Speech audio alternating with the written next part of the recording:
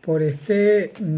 video quiero hacerle referencia especialmente y dándole continuidad al tema de los delitos contra la propiedad,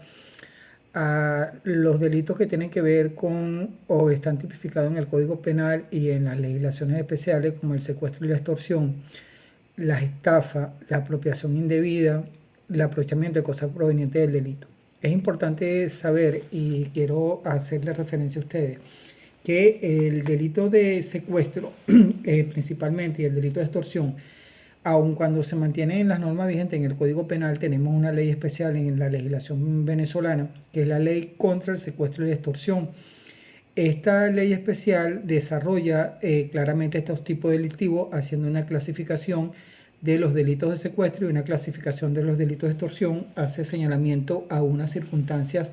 agravantes para cada tipo penal. No obstante, lo primordial y lo que debe tenerse presente es que, por ejemplo, el delito del secuestro conlleva a una situación que es la privación ilegítima de una persona o de varias personas con un fin determinado. Ese fin determinado, la acción dolosa que desempeña el sujeto activo, es obtener la privación de libertad de la persona, mantenerla en esta circunstancia o en esta situación, mientras que recibe a cambio para su liberación, para poderle otorgar la libertad, cantidades de dinero, títulos, valores o cualquier otra circunstancia que represente una situación económica en perjuicio de la víctima o de un tercero. Es decir, la condición específica para que se produzca el secuestro es que exista una privación ilegítima de libertad de una persona con el fin determinado de obtener a cambio de su libertad recompensas, dinero, títulos, valores,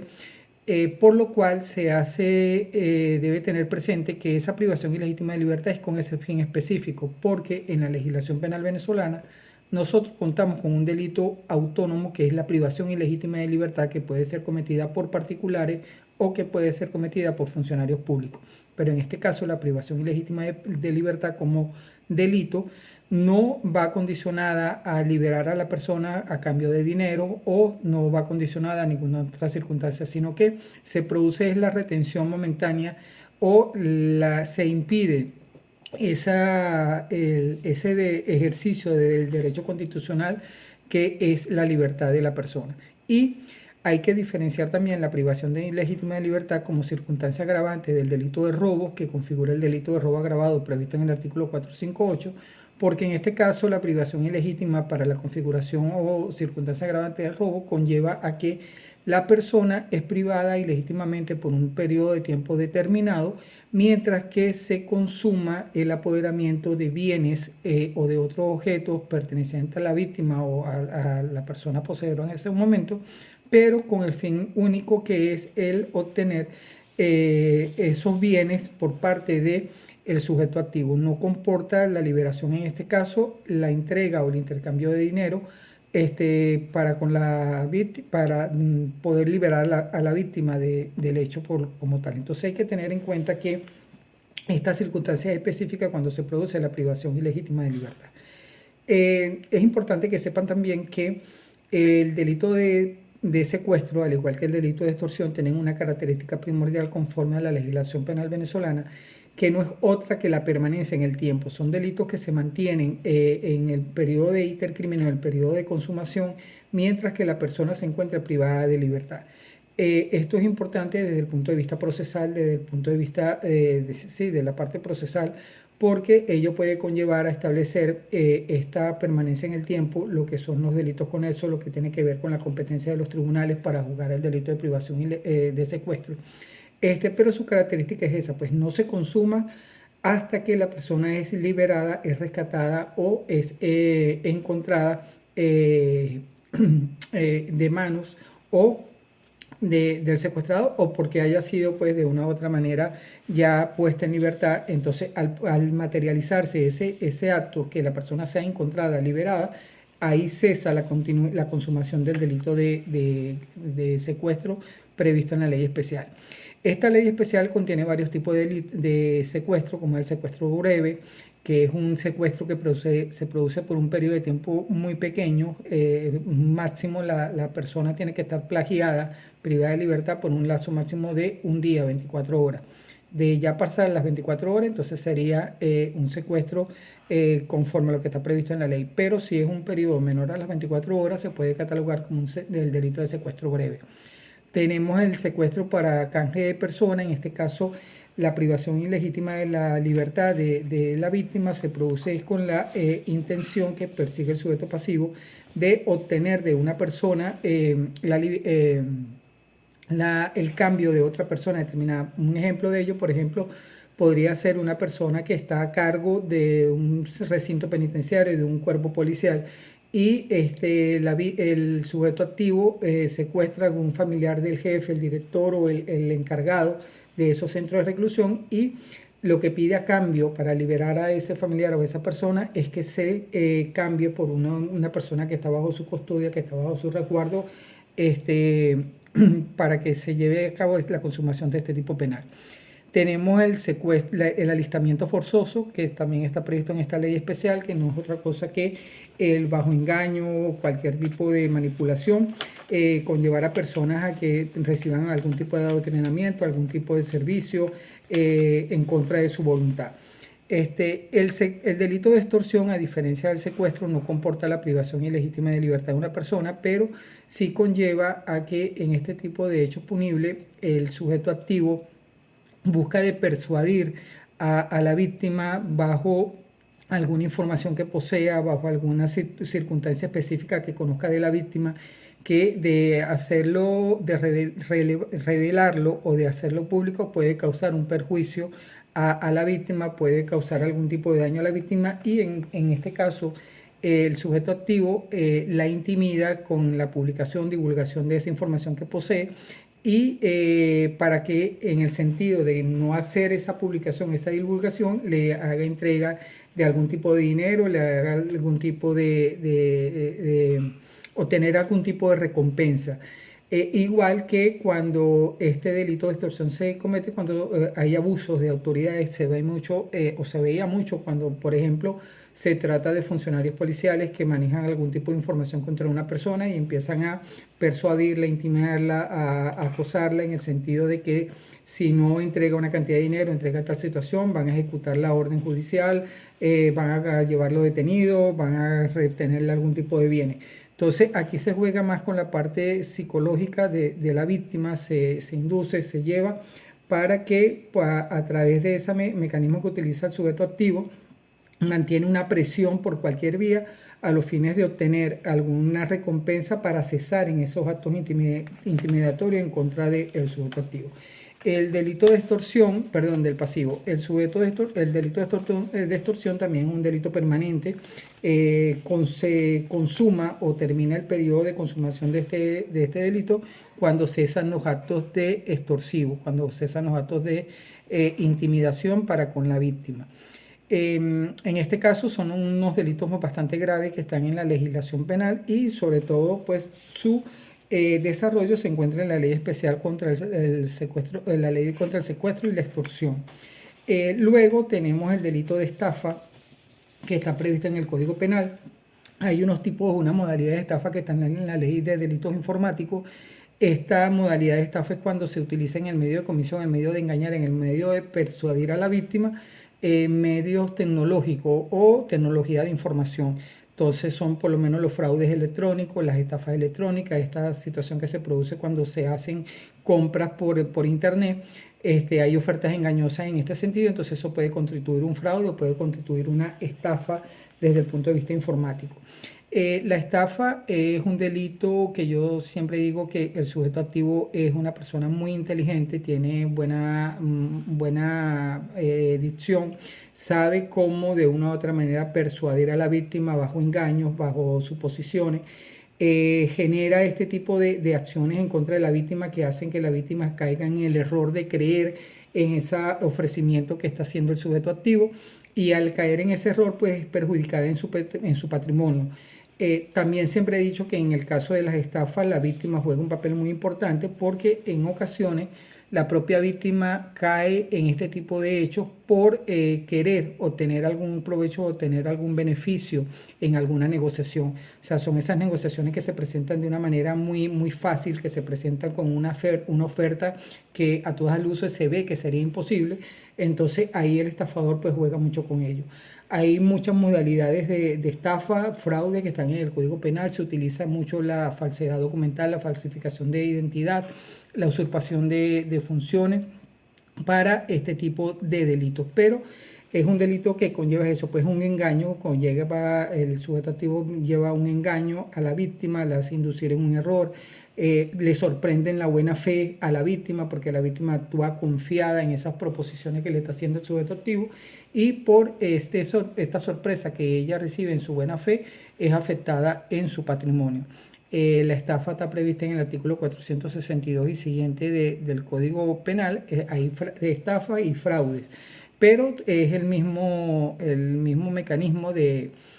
o la misma acción que realiza el sujeto activo. En este caso, siempre yo lo he dicho, los sujetos activos de los delitos de estafa se conocen desde el punto de vista, volviendo a las teorías criminológicas, el estafador se conoce porque es una persona muchas veces bien parecida, tiene buena labia, es preparada, tiene una inteligencia que lo utiliza mucho para poder persuadir a las víctimas. A diferencia de lo que es un hurto, un robo, que estas personas se distinguen, pues el robo siempre y el secuestro siempre se va a distinguir porque son personas de carácter violento, son más violentas que en el caso del hurto. Y en esta estafa, pues, son personas que a simple vista parecieran no ser delincuentes. Luego, ya continuando con los delitos contra la propiedad, tenemos los delitos de apropiación indebida. Importante que sepan, el delito de estafa, el delito de secuestro, el delito de extorsión, el delito Sí, estos tipos de delitos son de acción dolosa y además de ser de acción dolosa son de acción pública. Es decir, que para su enjuiciamiento se requiere simplemente pues, poner en conocimiento a la autoridad encargada de la persecución penal para que se inicie una investigación. En cuanto a los delitos de apropiación indebida, aquí hay una diferencia muy sustancial con los demás delitos contra la propiedad, porque en los delitos de apropiación, el traslado del bien, de la cosa, objeto del delito, se hace directamente por la víctima. La víctima es la que entrega el bien al sujeto activo del delito. La única vez que esta entrega que hace la víctima es para que se haga un uso determinado de ese bien o para que se haga un uso por un periodo de tiempo determinado. Es decir, por ejemplo, yo le entrego a una persona mi carro para que haga un servicio, un transporte de 2 horas y resulta que el sujeto activo a quien yo le entregué el vehículo con esa condición dura 2 días con el carro y no me lo quiere devolver. Ahí hay una apropiación indebida porque está haciendo un uso excesivo del tiempo que yo le dije por el cual yo le cedí el bien momentáneamente. Puede ser para un uso que no es el previsto. Yo puedo alquilar un bien inmueble para que por decir algo, se coloque una farmacia y resulta que el sujeto activo en ese local comercial lo que hizo fue que montó un nightclub. Entonces le está dando un uso no adecuado al bien que yo le estoy entregando. Entonces ahí se produce la apropiación indebida. La apropiación indebida en el Código Penal está dividida en apropiación indebida simple y apropiación indebida calificada. En la apropiación indebida siempre calificada siempre va a mediar algún tipo de acción que califique esta acción, por ejemplo, la confianza, un contrato de obra, por ejemplo, un contrato de arrendamiento. Siempre van a haber estas circunstancias que califican la estafa. Y hay una diferencia de una a otra, es que la apropiación indebida simple es de acción privada. El enjuiciamiento se hace por instancia de la parte agraviada, en este caso por la víctima, mientras que el delito de apropiación indebida calificada es de acción pública. El simple conocimiento que se haga ante la autoridad correspondiente conlleva a que esta autoridad pueda dar inicio a la investigación y bueno, poder hacer el juzgamiento de la persona que ha cometido este tipo de delito. Luego tenemos el delito de aprovechamiento proveniente de cosas provenientes del delito, como su nombre lo indica, es poseer. El sujeto activo posee bajo su dominio, bajo su resguardo, bajo cualquier figura, posee un objeto, un bien que proviene de algún tipo de delictivo. Entonces, eso se conoce como el delito de receptación, que está en el artículo 470 del 472 del Código Penal. También es un delito de acción pública y la aplicación de la pena va a depender de la naturaleza de donde provenga el objeto proveniente del delito. Entonces, estos son principalmente los delitos contra la propiedad. Debe tener presente que si el objeto sobre el cual recae la acción delictiva, en el caso de la apropiación indebida, si es en el caso del aprovechamiento de cosas provenientes del delito, si es en el caso del hurto y robo, se aplica, es un vehículo automotor, cualquiera que él sea, se aplican las disposiciones de la ley especial sobre el hurto y robo de vehículos. Si en este tipo de delitos contra la propiedad se utilizan medios de tecnología de información, se aplica la ley de delitos informáticos. Hay algunas disposiciones en la ley contra la delincuencia organizada que tienen que ver contra los delitos contra la propiedad, pero va a depender pues de la intención que lleve el sujeto activo, el medio de comisión que utilice para poder encuadrar perfectamente la conducta en estos tipos penales. Para concluirles esta parte, viendo que el material yo se lo suministré a través de la plataforma de Moodle, los delitos contra la propiedad, igual que los delitos contra las personas, hay unas disposiciones comunes que están a partir del artículo 480 del Código Penal. Estas disposiciones comunes tienen que ver con circunstancias atenuantes, circunstancias agravantes, circunstancias excluyentes de la responsabilidad penal, circunstancias de no punibilidad, pero que son exclusivamente para los delitos contra la propiedad y que se aplican a todos los delitos contra la propiedad, excepto a los delitos de robo, extorsión y secuestro, porque estos son delitos de carácter pluriofensivo que no solo afectan la propiedad, sino que afectan otros bienes jurídicos. Un ejemplo típico de no punibilidad sería en el caso de que establece el Código Penal cuando se trata de cónyuges que no están separados legalmente. O sea, hay una separación de hechos, están todavía casados, pero hay una separación de hechos, pero no se ha instaurado ningún proceso judicial por vía civil para lograr la separación legal. Si algún cónyuge que están separados de hecho se apropia, obtiene, se hurta o se apodera de un bien propiedad que pertenece a la comunidad conyugal, pues el Código Penal establece que ahí hay una circunstancia de no punibilidad porque son bienes de la comunidad conyugal y por lo tanto son bienes de ambos. Si hay una separación legal, entonces ya eso opera como una circunstancia atenuante. Y al igual que cuando hay parentesco, padre, madre, hijo, va a depender si viven bajo el mismo techo, si no viven bajo el mismo techo. Entonces pueden ser circunstancias excluyentes de la responsabilidad penal, pueden ser circunstancias atenuantes. En los delitos contra la propiedad hay una norma en las disposiciones comunes que tiene que ver con el valor de la cosa. Dependiendo del valor que se le dé a la cosa a través de un dictamen pericial, se puede considerar un daño leve, un daño levísimo, y dependiendo de eso, pues habrá una disminución de la pena conforme a las reglas que están establecidas en el Código Penal.